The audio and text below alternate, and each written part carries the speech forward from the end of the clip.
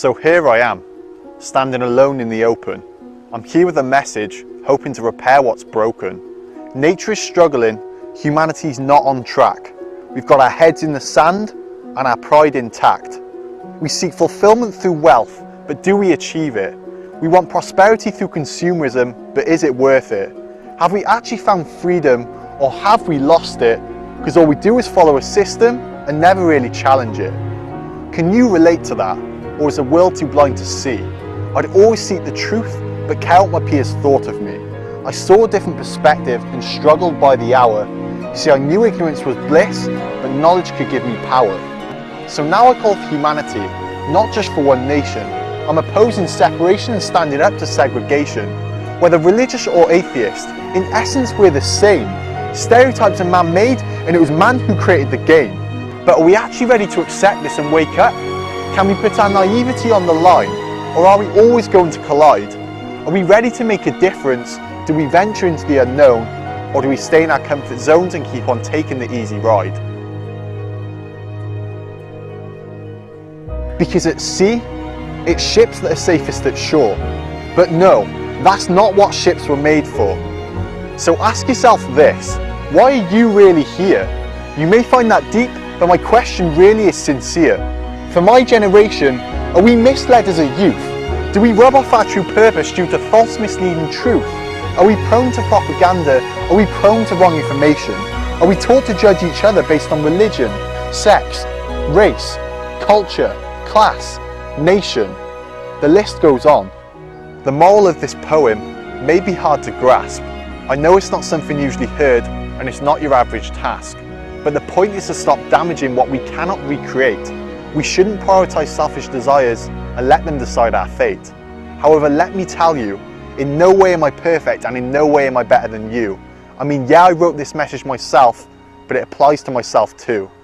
So it's time to start improving, and it's time to start speaking, because resources are lowering and poverty is increasing. We allow cities to get larger, buildings to get taller, but trees to get shorter and forests to get smaller. We're an ingenious species. We could easily change everything, but we're made to think different due to decades of conditioning. We conform to education to confirm our own security, yet it's a biased institution that makes wisdom hold obscurity.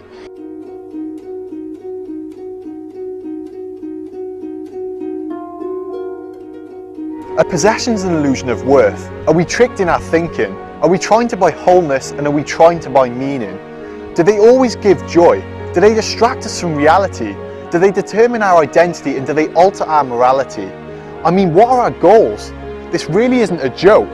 Can happiness be superficial and our routine a hoax? Do we live for the wrong things whilst the right things choke?